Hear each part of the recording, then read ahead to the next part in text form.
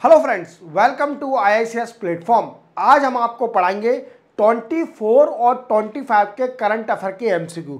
अब आपके मन में डाउट आ रहा होगा कि सर आपने 24 और 25 दो दिन के MCQ क्यों लिए? क्योंकि दोस्तों मेरी तबीयत 2 दिन से बहुत ज़्यादा ख़राब थी और मेरे रेगुलरिटी वीडियो नहीं बन रहे थे। बट मेरी अब कंडीशन सही है और मेरा सिर्फ ओनली एश्योरेंस एक ही है कि आपका सिलेक्शन कराना और एक भी क्वेश्चन नहीं छोड़ना। आप इस वीडियो को पूरा देखिए, हालांकि ये वीडियो बड़ा हो रहेगा बट आपके लिए बहुत रिलीवेंट है। मेरा टारगेट यही है आपका एक भी क्वेश्चन करंट अफेयर का मिस ना हो जाए। आप बाद में मेरे को कमेंट करके ना बोलें और मुझे कमेंट करके यही बोलें कि सर आपने जो पढ़ाया वही क्वेश्चन मेरे एग्जाम में आया। और मुझे इस बात की बड़ी खुशी होगी जब आप मुझे कमेंट करके बताओगे कि सर आपने जो करंट अफेयर पढ़ाया उसी में से क्वेश्चन आए और जितने आपने एस्पेक्ट बताए उसी एस्पेक्ट से क्वेश्चन डायरेक्ट आया है। तो मैं आपको मालूम है हर एस्पेक्ट से आपको क्वेश्चन बताता हूं और मेरा टारगेट यही है आज का। पूरा वीडियो देखें, without wasting my time video start करते हैं। चलो, सबसे पहला first question, which state got Asian development bank? आप जानते हो एशियन डेवलपमेंट बैंक क्या किया है? फंड दिया है 530 करोड़ का for water supply in 12 site. अब ये पूछ रहा है कि किस स्टेट को एडीबी एशियन डेवलपमेंट बैंक ने 530 करोड़ रुपए दिया है for improving the drinking water infrastructure in 12 side. Clear? समझ रहे हो? तो ये कौन सी स्टेट है पहले हम समझ लेते हैं। वो है त्रिपुरा। कौन सी है दोस्तों? त्रिपुरा। अब सबसे पहले त्रिपुरा के सीएम का नाम याद रखना। त्रिपुरा सीएम मानिक शाह। क्लियर? ये यहां के त्रिपुरा के सीएम है। अब इन्होंने एक स्कीम स्टार्ट करी थी, याद रखना, मुख्यमंत्री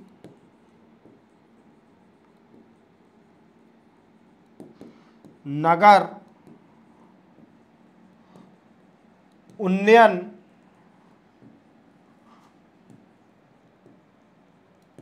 परिकल्प। क्लियर? ये स्कीम स्टार्ट करी थी और इसका मेन मोटिव था to enhance drinking water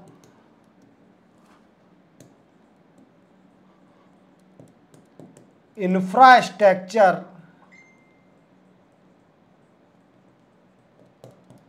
in district of Tripura. Clear? अब इसके लिए फंड की भी जरूरत पड़ेगी। जब आप ड्रिंकिंग वाटर का इंफ्रास्ट्रक्चर पढ़ाओगे तो आपको फंड की भी जरूरत पड़ेगी। तो एशियन डेवलपमेंट बैंक आप जैसे जानते हो जिसका हेड ऑफिस है मनीला में। क्लियर? तो इसने इसको फंड देने वाली है इस स्टेट को 530 करोड़। तो याद रखोगे किस लिए? कि ड्रिंकिंग वाटर इंफ्रास्ट्रक्चर को इंप्रूव करने के लिए त्रिपुरा में, जो कि त्रिपुरा ने एक स्कीम स्टार्ट करी थी जिसका नाम है मुख्यमंत्री नगर उन्नयन परिकल्प। क्लियर? याद रखोगे। चलते हैं नेक्स्ट क्वेश्चन पर। थोड़ा वीडियो बड़ा रहेगा, पेशेंस रखें, बिल्कुल देखें, इंटरेस्ट से, बड़ा इंटरेस्टिंग तरीके से पढ़ेंगे अपन। ज्यादा बकवास मैं करता नहीं, सिर्फ ओनली मैं फैक्ट बात करता हूं। क्लियर? देखो, विच union minister inaugurate invest India new office in Singapore? आप देख पा रहे होंगे ये है पीयूष गोयल। पीयूष गोयल अब इन्होंने इनॉग्रेट किया है इन्वेस्ट इंडिया का एक ऑफिस। क्या है? इन्वेस्ट इंडिया का एक ऑफिस स्टार्ट किया है। क्लियर? अब दोस्तों ये तो कर दिया बट अभी तो आपको छोड़ूंगा नहीं मैं इतनी जल्दी। इनॉग्रेशन तो कर दिया, मेरा टारगेट है हर एस्पेक्ट से आपको बताना। तो इन्वेस्ट इंडिया जो है ये क्या है? सबसे बड़ा क्वेश्चन बनता है ये क्या है, क्यों ऑफिस खोला जा रहा है? तो दोस्तों ये हमारे इंडिया का नॉन प्रॉफिट इनिशिएटिव है। नॉन प्रॉफिट इनिशिएटिव और we can say it is a one stop centre. अरे सर ये क्या बता रहे हो? पहले ये बताओ काम क्या करेगा इन्वेस्ट इंडिया? इन्वेस्ट इंडिया काम है to attract companies to invest in India, to invest in India. समझ रहे हो मेरी बात को, कि कंपनी को अट्रैक्ट करना कि इंडिया में वो इन्वेस्ट करें, इसका मेन मोटिव है। क्लियर? जैसे कि मान लीजिए किसी कंपनी को, किसी विदेश की कंपनी या फॉरेन की कंपनी वो हमारे इंडिया में इन्वेस्ट करना चाहती है। क्या करना चाहती है? इन्वेस्ट करना चाहती है। अब उसे इंफॉर्मेशन चाहिए, हर चीज की इंफॉर्मेशन आपको मिलेगी इन्वेस्ट इंडिया में। कितना मिलेगी? इन्वेस्ट इंडिया में। और इन्वेस्ट इंडिया ऐसे ऐसे फीचर बताएगी इंडिया के बारे में कि वो इजीली अट्रैक्ट हो जाएगा और इन्वेस्ट कर देगा। कहां पर? हमारे भारत में। तो सिंगापुर में एक और ऑफिस खुल गया है इसका, इन्वेस्ट इंडिया का, और ये इनॉग्रेट किसने किया है? पीयूष गोयल साहब ने। और ये ministry of promotion and industrial trade department है, उसके अंडर है। और ministry of commerce and industry, याद रखना, इस मिनिस्ट्री के अंदर है ये इन्वेस्ट इंडिया। क्लियर? चलते हैं अपन नेक्स्ट क्वेश्चन पर। नेक्स्ट है, which country will host world audio visual entertainment summit waves from 5 February to 9 February 2025। देखो 2025 में वेव्स की समिट होने वाली है और ये होगी न्यू दिल्ली के अंदर। न्यू दिल्ली और इंडिया इसको होस्ट करने वाली है। अब हमारे यहाँ क्वेश्चन बनता है कि जो वेव्स है इसका मेन टारगेट क्या है? क्या है दोस्तों? इसका मेन टारगेट क्या है? तो दोस्तों इसका है aim to we can say increase media and entertainment industry globally. Clear?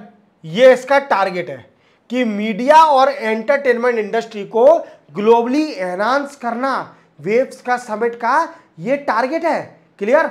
अब एक और चीज याद रखना, एक और मेन इसमें बात, एक और बात याद रखना, जैसे एनिमेशन को प्रमोट करना।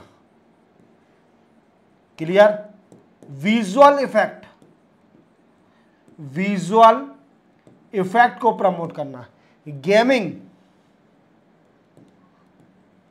And cosmetic. क्लियर? इतना समझ में आ गया? तो वेव्स का मेन मोटिव क्या है कि मीडिया और एंटरटेनमेंट इंडस्ट्री को ग्लोबली प्रमोट करना। क्लियर? और दूसरा एनिमेशन, विजुअल इफेक्ट, गेमिंग और कॉस्मेटिक इंडस्ट्री को भी प्रमोट करना। और इंडिया इसको होस्ट करने वाली है 2025 में। क्लियर? जो कि न्यू दिल्ली के अंदर ये समिट होगी। तो आप पूरी तरह समझ गए होंगे। चलते हैं अपन नेक्स्ट क्वेश्चन पर। आज बड़ा है lecture, who was elected new president of Sri Lanka. देखो दोस्तों, मैंने आपको एक जो मेरा लेक्चर आता है, जो 22 ऑफ लेक्चर आया था डिटेल करंट अफेयर का, जिसमें मैं हिंदू, इंडियन एक्सप्रेस और पीआईबी तीनों पढ़ाता हूं, उसमें मैंने बताया था कि प्रेसिडेंट के इलेक्शन हुए थे श्रीलंका में। कब? सैटरडे को। कब हुए दोस्तों? सैटरडे को। और 3 कैंडिडेट खड़े हुए थे। एक तो इनकम्बिडेंट प्रेसिडेंट थे रेनिल विक्रम सिंघे। क्लियर? ये थे इनकम्बेंट प्रेसिडेंट। दूसरे थे दोस्तों सजिता प्रेमदासा, ये अपोजिशन में बैठे हुए थे, ये अपोजिशन लीडर थे। क्लियर? और तीसरे थे दोस्तों जिनका नाम था अनुरा कुमारा दस नायके। क्लियर? ये थे। ये क्या है दोस्तों? ये लेफ्टिस्ट फिलॉसफी को यूज करते हैं। वी कैन से यूज नहीं, लेफ्टिस्ट फिलॉसफी को, आइडियोलॉजी को एडॉप्ट करके रखे हैं। वी कैन से मार्क्सिस्ट और लेनिस्ट फिलॉसफी और आइडियोलॉजी को एडॉप्ट करके रखे हैं, आइडियोलॉजी को एडॉप्ट करके रखे हैं। क्लियर? अब ये बन गए प्रेसिडेंट। और श्रीलंका में प्रेफरेंशियल वोटिंग होती है। क्या होती है दोस्तों? प्रेफरेंशियल वोटिंग होती है। अब ये क्या होता है प्रेफरेंशियल वोटिंग? सबसे पहला क्वेश्चन बनता है कि प्रेफरेंशियल वोटिंग क्या होता है। तो जैसे कि आप जानते हो कि हमारे इंडिया में लोकसभा का इलेक्शन होता है और लोकसभा के इलेक्शन में कौन सी मेथड यूज करी जाती है? लोकसभा में करी जाती है फर्स्ट पास्ट दी पोस्ट सिस्टम। क्या होता है ये फर्स्ट पास्ट दी पोस्ट सिस्टम? क्या होता है कि जितने भी कैंडिडेट खड़े होते हैं और जो भी कैंडिडेट हाईएस्ट वोट लाया है वो जीत जाता है, इसको बोलते हैं फर्स्ट पास्ट दी पोस्ट सिस्टम। अब क्वेश्चन बनता है कि सर आपने ये तो बता दिया पर वो प्रेफरेंशियल वोटिंग तो बताओ। तो प्रेफरेंशियल वोटिंग में क्या होता है दोस्तों? प्रेफरेंशियल वोटिंग में क्या होता है, जो कि वोटर होते हैं वो प्रेफरेंस देते हैं 1 2 3 प्रेफरेंस देंगे और जिस भी कैंडिडेट को 50% मोर देन 50% वोट मिल जाते हैं वो जीत जाता है। क्लियर? और आप जानते हो कि श्रीलंका में 2022 से इकोनॉमिक क्राइसिस चल रहा है। इकोनॉमिक क्राइसिस चल रहा है और वी कैन से इन हिंदी भुखमरी चल रही है। क्या चल रही है? इकोनॉमिक क्राइसिस चल रहा है। बाकी इकोनॉमी बहुत डाउन हो गई है श्रीलंका की और ये इकोनॉमी डाउन होने के बाद पहली बार इलेक्शन है श्रीलंका में और लेफ्टिस्ट जो मार्क्सिस्ट और लेनिस्ट आइडियोलॉजी को फॉलो करने वाले अनुराग कुमारा 10 ने आके ये जीत चुके हैं, प्रेसिडेंट बन चुके हैं। याद रखना श्रीलंका के। और ये इंपोर्टेंट, वेरी वेरी इंपोर्टेंट है। क्यों इंपोर्टेंट है? क्योंकि श्रीलंका हमारी नाइबर कंट्री है। क्या है दोस्तों? पड़ोसी देश है और पड़ोसी देश का हमेशा क्वेश्चन आता है। क्लियर? चलते हैं अपन नेक्स्ट क्वेश्चन पर। नेक्स्ट है विच union minister has started clean the beach campaign in Mumbai. देखो दोस्तों, आप जानते हो कि हमारे इंडिया में स्वच्छ भारत अभियान स्टार्ट हुआ था जब मोदी साहब पहली बार जीते थे 2014 में। उन्होंने आते ही स्वच्छ भारत अभियान स्टार्ट किया था। क्या किया था? स्वच्छ भारत अभियान स्टार्ट किया था। और स्वच्छ भारत अभियान का मेन मोटिव क्या था कि लोगों की मेंटलिटी को चेंज करना कि वो गंदगी ना फैलाएं, इंडिया को साफ रखें। क्या रखें? इंडिया को साफ रखें, गंदगी ना फैलाएं। इसी को देखते हुए इंडिया में एक और कैंपेन स्टार्ट हुआ, clean the beach campaign. Means जितने भी बीच होते हैं, आप गोवा तो घूमने गए होंगे कई सारे और बीच पर भी आप घूमे होंगे, तो आप देखते होंगे बीच पर लोग बाग कितनी गंदगी फैला देते हैं, जो भी खाया वही फेंक देते हैं।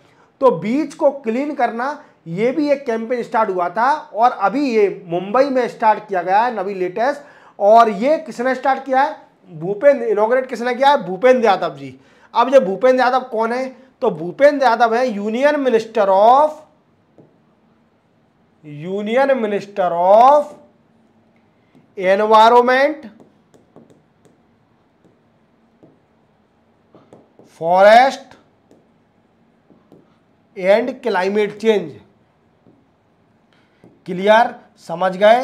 यूनियन मिनिस्टर है environment, forest and climate change के। ये यूनियन मिनिस्टर है कौन? भूपेंद्र यादव। इन्हीं ने मुंबई में इनॉग्रेशन किया है क्लीन द बीच कैंपेन, कि बीच को क्लीन करें। तो देखो आप कितने यूथ लोग आ गए हैं बीच को क्लीन करने के लिए, कैप लगा के सीधे आ गए बीच को क्लीन करने के लिए।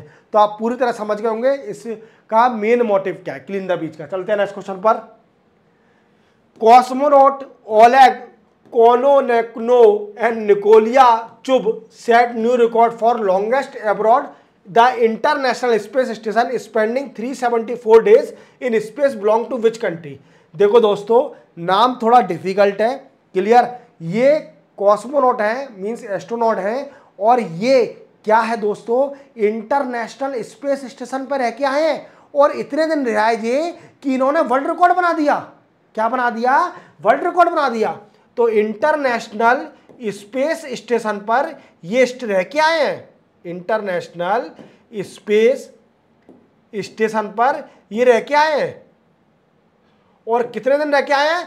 374। देख रहे हो आप कि एक साल में 365 डेज होते हैं। कितने दिन होते हैं? 365 डेज। और ये 374 डेज रह के आ गए। तो ये तो एक साल से ज्यादा भी रह के आ गए। इनको घर वालों की याद नहीं आई क्या? आई होगी शायद, अब वापस आ गए हैं।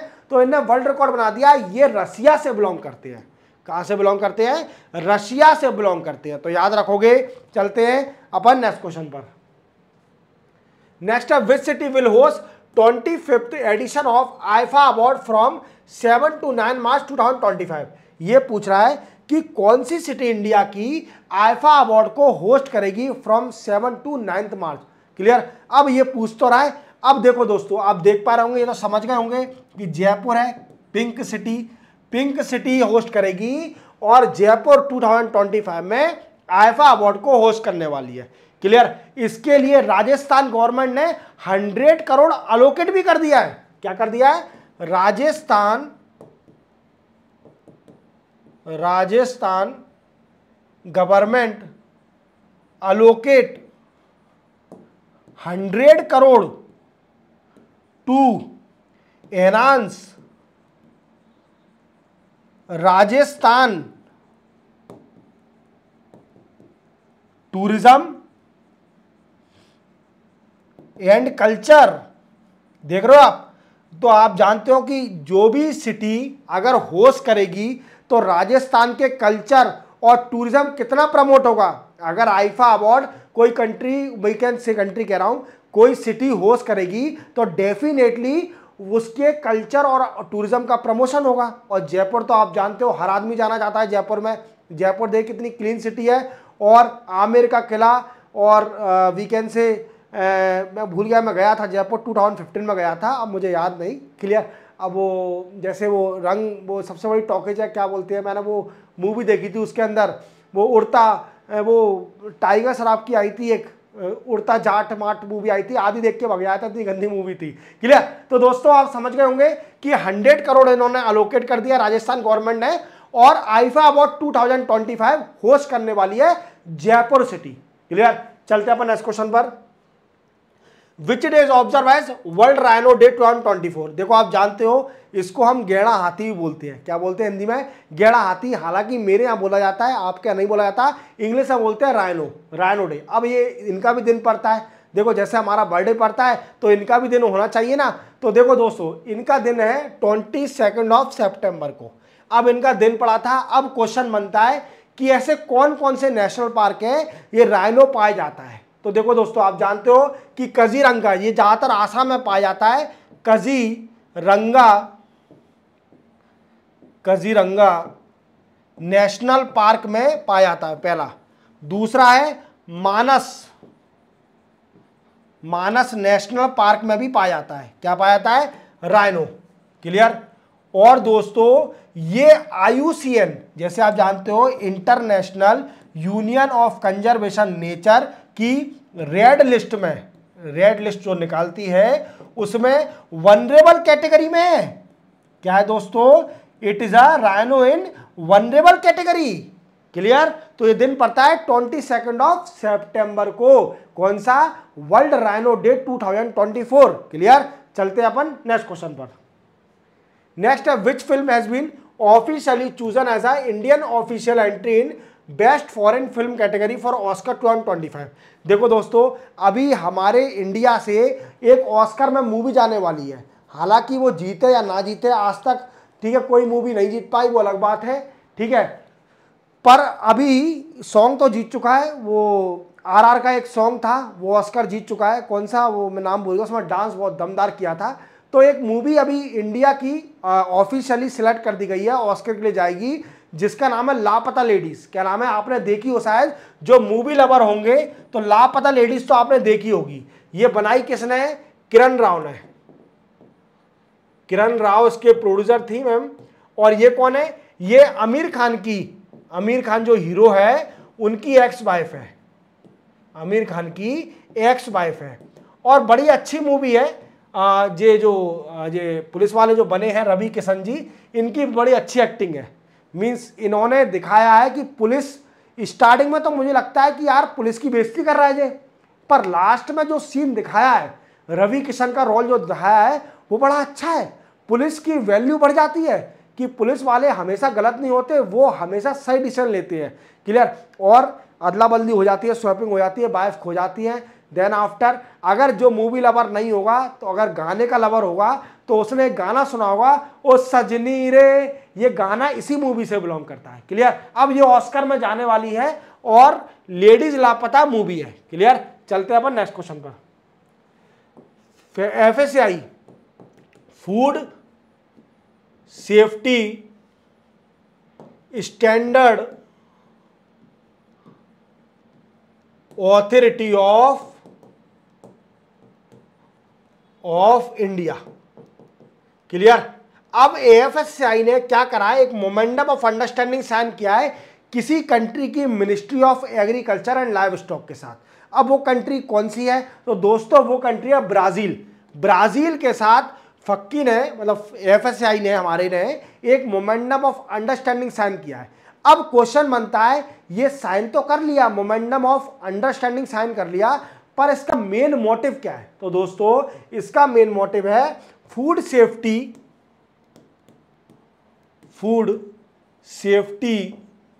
क्या है दोस्तों, food safety. Clear. Then after sharing experience and practice of food safety की एक्सपर्टीज और प्रैक्टिस को शेयर करना बिटवीन बोथ कंट्री, और कौन सी, इंडिया एंड ब्राजील। क्लियर। समझ गए होंगे आप। चलते अपन नेक्स्ट क्वेश्चन पर। नेक्स्ट है which team win Duleep trophy 2024। देखो दोस्तों दुलीप ट्रॉफी जीत चुकी है टीम, और ये 4 टीम में ट्रॉफी होती है। कौन कौन सी, India A, India B, India C, India D. अब ये जीता है इंडिया ए ने। किसने जीता है, इंडिया ए ने। और किसको हराया है, इंडिया सी को हराया है। किसको हराया है, इंडिया सी को हराया है। अब क्वेश्चन बनता है कि इंडिया ए के कप्तान कौन थे, तो इंडिया ए के कप्तान थे मयंक अग्रवाल। कौन थे दोस्तों, मयंक अग्रवाल। शायद मयंक अच्छे से नहीं लिखा, मैं दोबारा लिख देता हूं, टेंशन ना लीजिए। ठीक है। वैसे आप मयंक का नाम तो बहुत आसान है, आप भी लिख सकते हो, पर मैं लिख देता हूं, पेन शायद काम नहीं किया।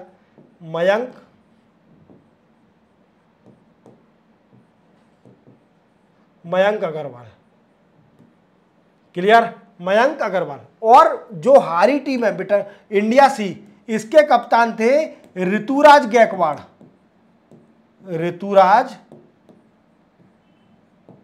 गायकवाड़। तो याद रखोगे मयंक अग्रवाल जो कि इंडिया ए टीम के कप्तान थे, वो दुलीप ट्रॉफी को जीत चुके हैं 2024 की, और इंडिया ए। क्लियर। और इंडिया सी को फाइनल में हराया है। क्लियर। चलते अपन नेक्स्ट क्वेश्चन पर। What is the theme of United nation general assembly. क्या है दोस्तों, यूनाइटेड नेशन जनरल असेंबली। ये क्या हो रहा है दोस्तों, आप जानते हो कि हमारे मोदी साहब अभी USA गए हुए हैं, और क्वाड की मीटिंग भी थी। क्वाड की मीटिंग होने के बाद सीधे न्यूयॉर्क गए, क्योंकि क्वाड की जो मीटिंग हुई थी वो हुई थी वेलिंगटन दलवारे में। क्लियर। उसके बाद इसकी यूनाइटेड नेशन जनरल असेंबली की मीटिंग थी, समिट का नाम था समिट फॉर फ्यूचर। क्लियर। अब दोस्तों क्वेश्चन बनता है कि ये न्यूयॉर्क में मीटिंग थी, इसको मोदी साहब ने रिप्रेजेंट भी किया, पर इसकी थीम क्या थी, इसकी थीम थी दोस्तों multilateral solution for better tomorrow. क्या थी, multilateral solution for better tomorrow. अब क्वेश्चन बनता है कि ये बता देता हूं मैं कि नरेंद्र मोदी साहब जो हमारे देश के प्रधानमंत्री हैं, उन्होंने क्या बोला इसके बारे में। तो देखो दोस्तों रिप्रेजेंट करते हुए उन्होंने बोला कि हम पीस चाहते हैं, हर देश लड़े नहीं, आपस में पीस रहे किसी भी देश में, और जो इंडिया हर इंटरनेशनल ऑर्गेनाइजेशन में चाहती है कि इंटरनेशनल जितने भी बॉडी है उसमें रिफॉर्म होना चाहिए, क्योंकि इंडिया चाहती है कि यूनाइटेड नेशन सिक्योरिटी काउंसिल की परमानेंट मेंबर बन जाए। अभी यूनाइटेड नेशन सिक्योरिटी काउंसिल के सिर्फ ओनली 5 मेंबर हैं। कितने हैं, 5 मेंबर। कौन कौन से, USA, UK, रशिया, चाइना और फ्रांस, ये 5 परमानेंट मेंबर हैं। इंडिया भी चाहती है कि इंस्टीट्यूशनल रिफॉर्म होना चाहिए, और वी कैन से इंडिया और कुछ कंट्रियों को परमानेंट मेंबर भी बनना चाहिए, क्योंकि इंडिया की देख रहे हो आप, इंडिया तीसरी सबसे बड़ी इकोनॉमी बनने वाली है। क्या बनने वाली है, तीसरी सबसे बड़ी इकोनॉमी बनने वाली है। ये मैं नहीं कह रहा, ये कह रही है S&P स्टैंडर्ड एंड पुअर, वो कह रही है कि 7 ट्रिलियन डॉलर की इकोनॉमी हो जाएगी इंडिया की इन 2031, और इंडिया तीसरी सबसे बड़ी इकोनॉमी बन जाएगी। और अभी राइट नाउ हम 5वें सबसे अमीर देश है। हमारा इंडिया जो है वो 5th लार्जेस्ट इकोनॉमी है अभी राइट नाउ, और हमारी इकोनॉमी है 3.6 ट्रिलियन डॉलर। देख रहे हो आप, तो कितना डिफरेंस, अपनी हमारी कंट्री कितना ग्रो कर रही है।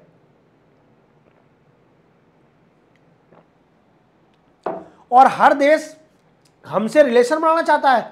तो आप देखिए इसकी थीम क्या थी, multilateral solution for better tomorrow. Clear, चलते हैं अपन नेक्स्ट क्वेश्चन पर।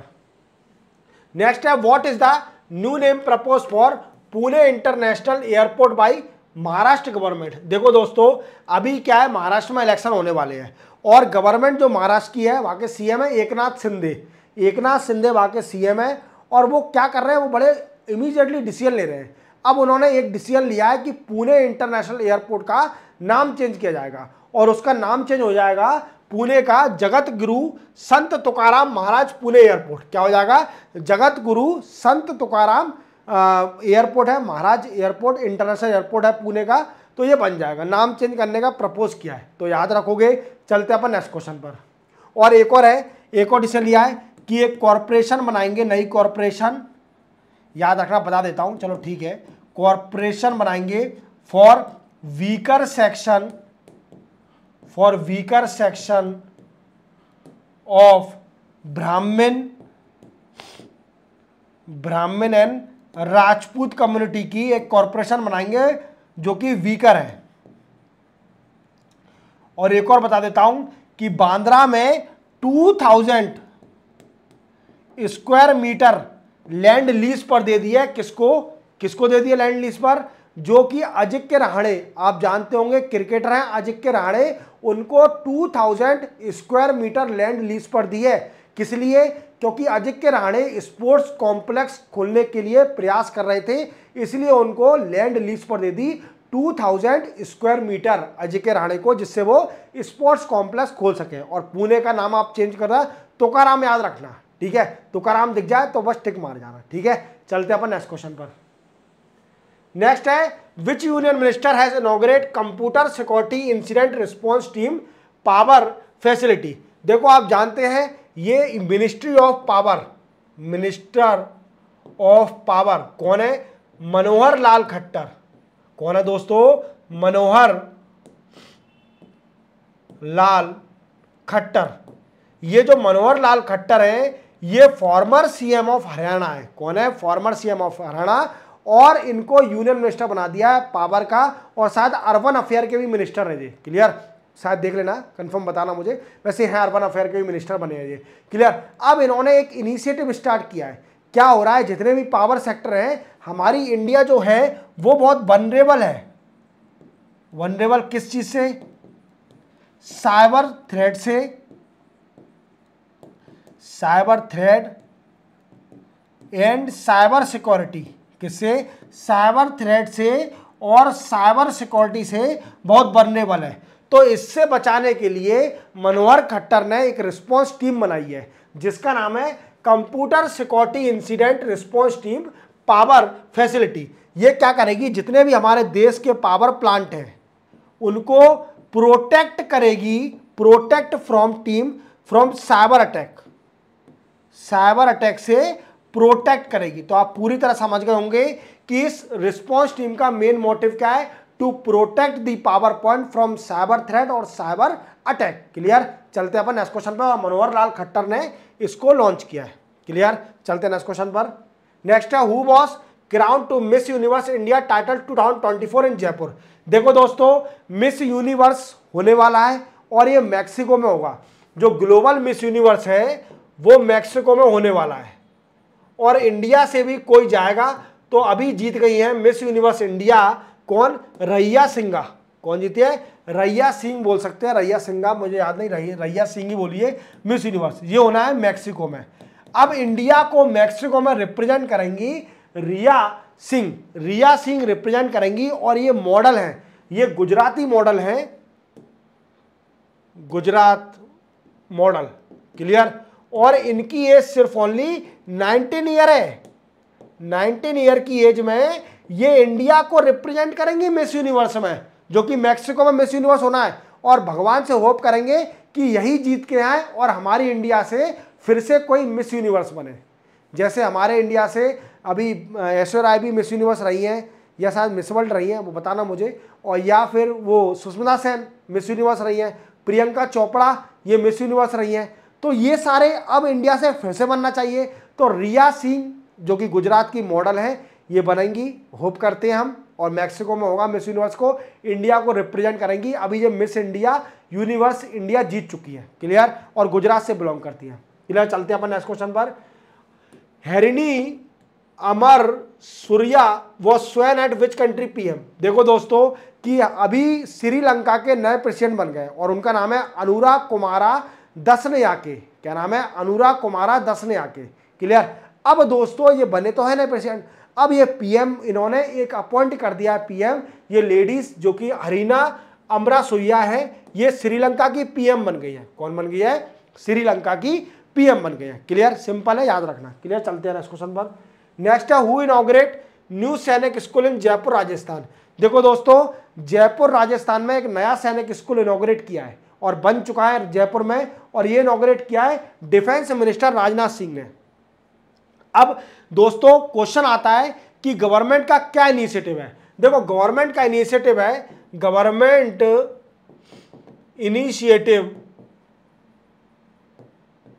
टू डेवलप 100 सैनिक school in India with help of private and public company, private and public company. तो क्या है दोस्तों, इंडिया का टारगेट है कि 100 सैनिक स्कूल को सेटअप करना इंडिया के अंदर, जिससे जो नए सैनिक स्कूल अभी इनॉग्रेट किया है जयपुर के अंदर बना है और इसको राजनाथ सिंह जी ने इनॉग्रेट किया है। चलते हैं अपन नेक्स्ट क्वेश्चन पर। नेक्स्ट है who inaugurate 16th assembly of the Asian organization of the supreme audit institution on 24 September 2024। ये पूछ रहा है, आप देख पा रहे होंगे, ये हमारे प्रेसिडेंट है द्रौपदी मुर्मू मैम है और इन्होंने अभी इनॉग्रेट किया है ASOSAI। अब ये क्या है दोस्तों, ये होने वाली है कॉन्फ्रेंस। क्लियर। ये क्या है दोस्तों, असेंबली है। क्लियर। अब इसका मेन एम क्या है? Aim to transparency and accountability, transparency and accountability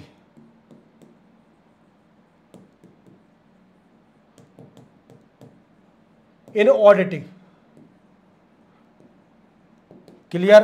तो इसी के साथ दोस्तों आप पूरी तरह समझ गए होंगे, मैं सिर्फ ओनली फैक्ट टू फैक्ट बात करता हूं, मैं बकवास नहीं करता। बकवास करके मैं 1-2 घंटे का लेक्चर बना दूं, मेरा ये काम नहीं है। सिर्फ ओनली फैक्ट टू फैक्ट बात करी जाएगी और हर एस्पेक्ट से आपको क्वेश्चन बताया जाएगा। क्लियर। तो इसी के साथ 24th और 25th के करंट अफेयर एमसीक्यू कंप्लीट होते हैं। ऐसे ही अगर मैं कभी मिस हो जाता है मेरा वीडियो, तो मैं आपको अगले दिन या 1-2 दिन बाद आपको कंटिन्यूसली बड़ा लेक्चर बना के दे दूंगा, तो आपके लिए हमेशा रिलीवेंट लेक्चर रहेंगे। क्लियर। तो मिलते हैं 26th ऑफ करंट अफेयर के नए एमसीक्यू के साथ, तब तक के लिए जय हिंद।